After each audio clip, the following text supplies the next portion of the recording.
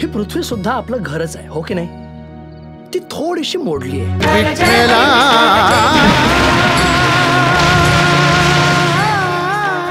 तुला माहितीये, माझं लग्न झालं तेव्हा या घराच्या कुंपणापासून ते अगदी समुद्र किनाऱ्यापर्यंत एवढं मोठं जंगल होतं, केवढं रान पसरलेलं असायचं. आता कसलं ग, कसलं रान आणि कसलं जंगल. हा कचरा प्लास्टिकचा आहे.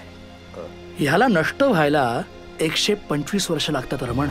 प्रत्येक माणूस आपल्या आयुष्यात आज किती कार्बन निर्माण करून ऍटमॉस्फेअर मध्ये ऍड करतोय, याला आम्ही carbon economics. Yup, that's the currency of the future. Forget your dollars and your pounds and your rupees.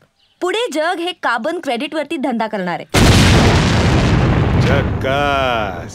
अहो काय खणलंय मी रुपवते साहेब, हे डोंगर आणि हे ओसाड मालरण.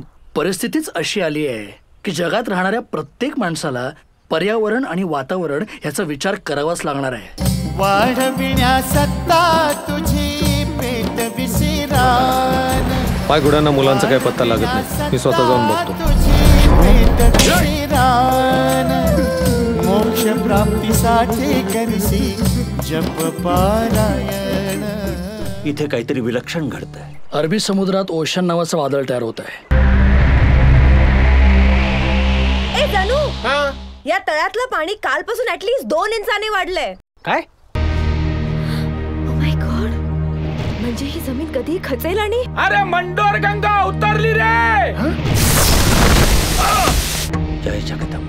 विठ्ठल टाळ विठ्ठल दिंडी विठ्ठल तोंडी उच्चारा.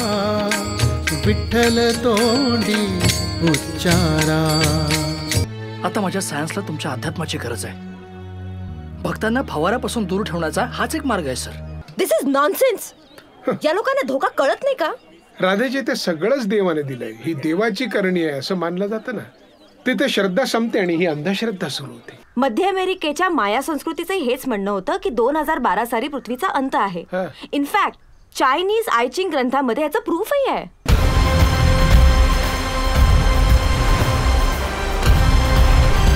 त्या ओशांच्या मार्गात येणाऱ्या गावांचं इव्हॅक्युएशन करायची तयारी. या सगळ्या लोकांच्या जीवनाचं काय करते? एवढ्या लोकांचं? पैशाची काळजी करू नको, सगळे पैसे मिळतील तुला. पैशाचं मला काय सांगतोस रे तू? मजार के फूलों से कोई धंधा नहीं करते और किसी की मजबूरी का फायदा उठा के मनुष्य अपना ईमान गंदा नहीं करते. हे बघा, मंडोर गंगेचा प्रसाद पांडवांनी आम्हाला दिला आणि आम्ही तो घेणार आहोत. सरस्वती केली, आता गंगेची पाळी आहे. जिवंत नद्यांना मारणारे खुनी बनवले तुम्हा सर्वांना या परंपरांनी. गंगेला मरण नाही आहे. गंगा ही गंगोत्री ग्लेशियर मधून येते, पण गेल्या काही वर्षापासून हा ग्लेशियर आटतोय. खालचा सगळा बर्फ वितळतोय, त्यामुळे भागीरथीला जास्त पाणी येतंय. आता हे जर असंच चालू राहिलं तर गंगा उरणार नाही, वाहणार नाही, फ्लोच उरणार नाही. अंत हा नसतोच. मरण हा सुद्धा अंत नाही, परिवर्तन आहे. एका स्थितीतून दुसऱ्या स्थितीत. हेच धर्म सांगतो. चार्ल्स डार्विनचा हाच तर सिद्धांत आहे, सर्व्हायव्हल ऑफ द फिटेस्ट. मंदिरात भजसी जाला,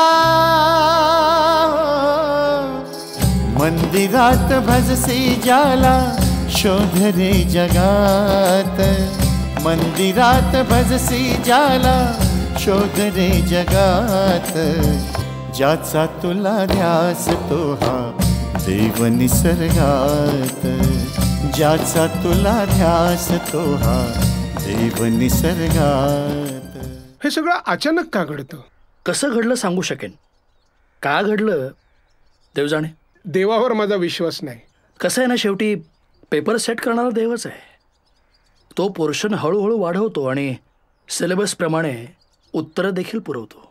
पण मग या सगळ्याला दोषी कोण, कोणाला मानायचं? पहिला लाकूड तोड्या, ज्यांनी पहिलं झाड तोडलं आणि त्याचं लाकूड वापरलं. त्याला विचारायला माहीत पण नव्हतं की आपण जे करतोय त्याचा परिणाम पुढे जाऊन इतका भयानक होणार आहे.